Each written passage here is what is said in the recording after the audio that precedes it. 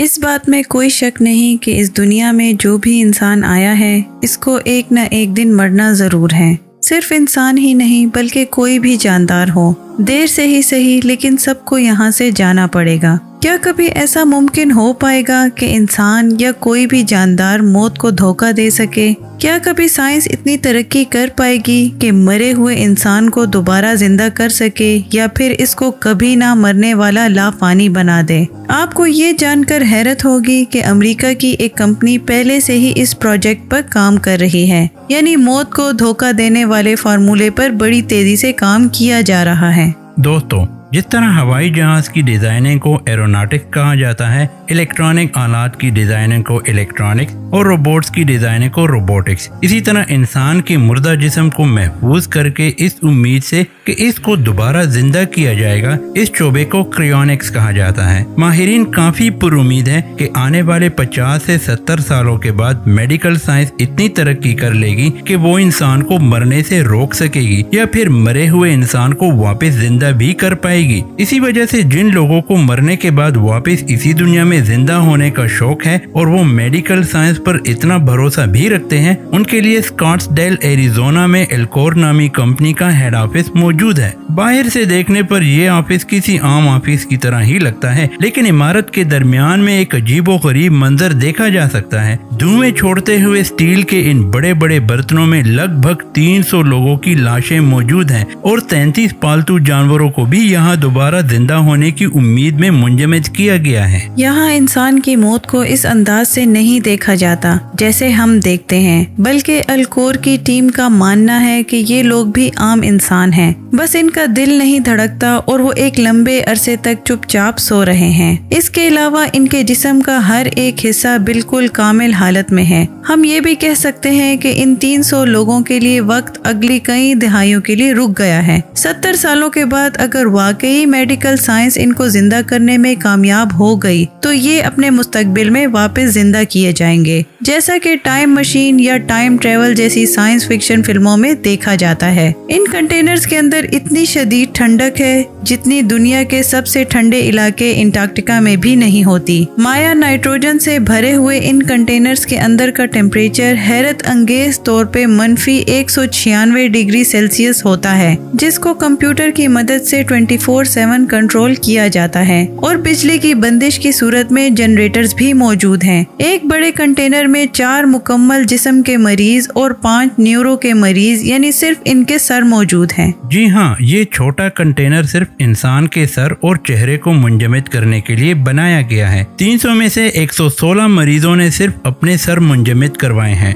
जिसमें उनका दिमाग और उसमें मौजूद तमाम यादें और डाटा 100% महफूज है। क्रायोनिक्स मुहक्किकीन का मानना है कि जब इनको वापस जिंदा किया जाएगा तो सिर्फ चेहरा और दिमाग उनका अपना होगा, जबकि उनके बकाया जिस्म के आज़ाम मसनूई होंगे। उनको अपने मरने से पहले की तमाम चीजें अच्छी तरह याद होंगी और वो अपने दिमाग को वैसे ही इस्तेमाल कर पाएंगे जैसा एक आम इंसान करता है। उनका मसनूई जिस्म अपने दिमाग से सिग्नल भी वसूल करेगा और उनका मसनूई दिल वैसे ही खून पंप करेगा जैसे असली दिल करता है। लेकिन सवाल ये है कि ये सब मुमकिन कैसे होगा? क्रायोनिक्स इतना आसान भी नहीं है जितना हमें नजर आ रहा है। सिर्फ माया नाइट्रोजन में जिस्म को डाल देने से काम नहीं चलेगा, बल्कि ये एक मुकम्मल अमल है और बहुत महंगा भी। पूरे जिस्म को 50 सालों के लिए क्रायो प्रोटेक्ट करवाने के लिए $2,20,000 यानी तकरीबन 1,65,00,000 रुपए लगते हैं, और अगर किसी को सिर्फ अपना सर क्रायो प्रोटेक्ट करवाना हो तो उसको $80,000 अपने मरने से पहले ही जमा करवाने पड़ते हैं, जो तकरीबन 60 लाख रुपए बनते हैं। शराइत कबूल करने के बाद जब सारी दस्तावेजात मुकम्मल हो जाती हैं तो अब मरीज का नाम अल्कोर की इंतजार की फहरिस्त में शामिल कर लिया जाता है। इंतजार की फहरिस्त का मतलब होता है कि अल्कोर के डॉक्टर्स की टीम अब मरीज के मरने का इंतजार करने लगती है। जी हाँ, डॉक्टर्स की एक रिमोट टीम जो 24 घंटे कॉल पर रहती है। जैसे ही उनको खबर मिलती है कि मरीज मरने वाला है तो वो फौरन अस्पताल पहुंचकर अपने खास इंतजामात करना शुरू कर देती है। मरीज के मरने के फौरन बाद इसको 1 घंटे के अंदर अंदर अल्कोर की सहूलत में लाया जाता है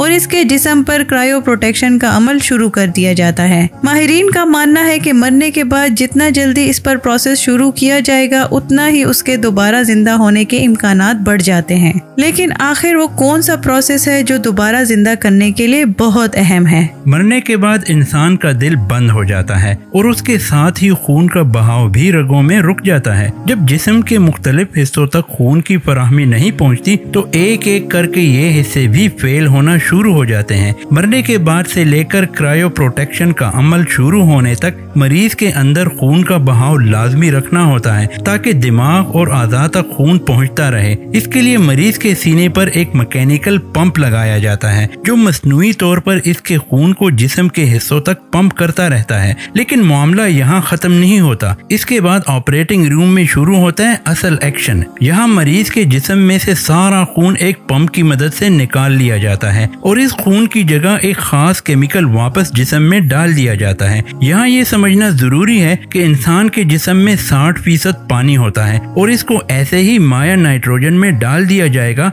तो जिस्म के खुलियात के अंदर का पानी क्रिस्टल बन जाएगा, जिसकी वजह से जिस्म के खुलियात टूट जाएंगे और फिर वो किसी भी सूरत वापस मुरम्मत नहीं हो सकते। अल्कोर के डॉक्टर्स का मानना है कि मरीज के आज़ा को सही सलामत रखने के लिए इसकी वेन्स में एंटी फ्रीज माया डाला जाता है और फिर जिस्म के टेम्परेचर को आहिस्ता आहिस्ता कम किया जाता है। आम पानी का फ्रीजिंग पॉइंट जहाँ 0 डिग्री सेल्सियस होता है वहीं एंटी फ्रीज माया का -100 डिग्री सेल्सियस होता है। इसका फायदा ये है कि जब जिस्म का टेम्परेचर कम हो रहा होता है तो आज़ा इस खास एंटी फ्रीज माया से पहले ही मुंजमद हो जाते हैं। जिस्म का टेम्परेचर कम होते होते एक पॉइंट ऐसा आ जाता है जब जिस्म किसी शीशे की तरह पत्थर बन जाता है और इस पॉइंट में बॉडी को उठाकर माया नाइट्रोजन टैंक में डाल दिया जाता है जहां -196 डिग्री सेल्सियस में वो हमेशा हमेशा के लिए भी महफूज रह सकती है। पूरे जिस्म को क्रायो प्रोटेक्ट करने के लिए डॉक्टर्स की टीम को 12 घंटे लगते हैं, जबकि जिन मरीजों ने सिर्फ अपने सर को महफूज करने का ऑप्शन मुंतखब किया होता है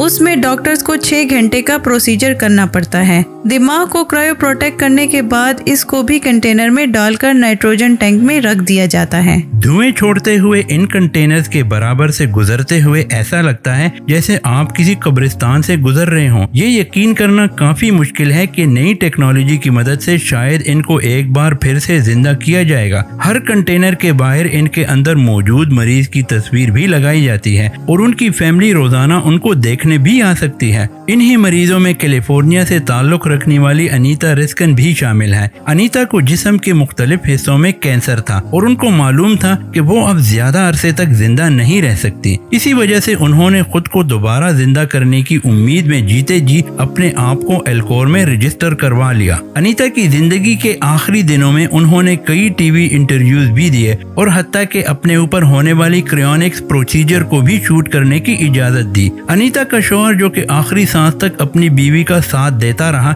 उन्होंने भी खुद को क्रायोनिक्स के हवाले करने का फैसला किया, इस उम्मीद से कि आने वाले सालों में वो दोबारा अपने हमसफर से इसी दुनिया में मिल सके। दोस्तों, क्रायोनिक्स का एक तस्वुर हमने कैप्टन अमेरिका और स्टार वार्स जैसी साइंस फिक्शन फिल्मों में देखा है, लेकिन अब साइंस फिक्शन क्या वाकई एक हकीकत में बदल रही है? इसके बारे में हमें कमेंट सेक्शन में जरूर बताएं। आज के लिए इतना ही दोस्तों। नेक्स्ट वीडियो तक के लिए अल्लाह हाफिज।